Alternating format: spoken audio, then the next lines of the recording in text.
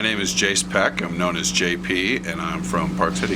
How long have you been tuning skis? I've been tuning skis since 1993. So you could say you know a little bit about them. I've been hanging out a nice long time. I've picked up a couple of things. Why would now be a good time to bring your skis in?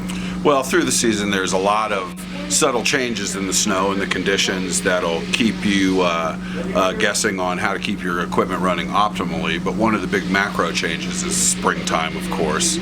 And that's where we'll do a number of things to skis to help them take and shed water and wax a little more effectively as snow changes and becomes more wet, which it actually becomes more abrasive.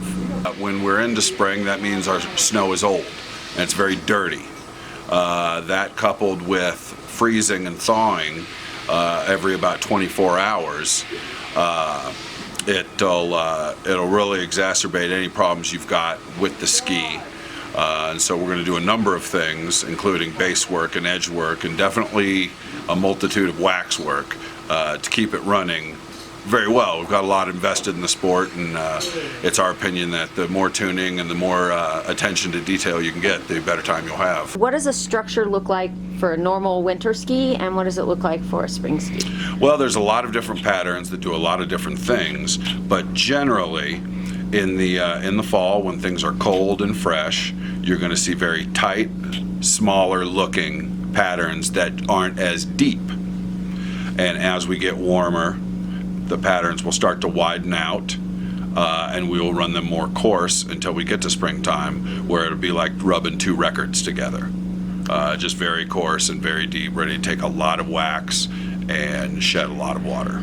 A nice wax will get you 5 to 7, 8 days through, barring any drastic changes in the weather or the conditions. What kind of wax do you need for spring? For spring, we want something that's very high moisture.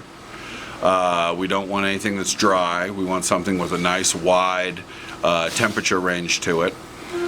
In one of the lines we use, it's known as a hydrocarbon wax, which it's the most durable, the longest lasting, and the highest moisture content. Can people put it on themselves? You can,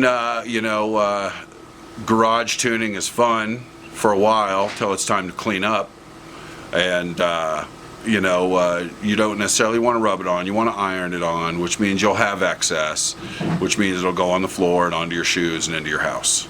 I think a really effective, good wax for the spring is going to run you, should run you between $15 and $25, depending on your location. We do it for $20, and it's temperature specific to the day or to the part of the day.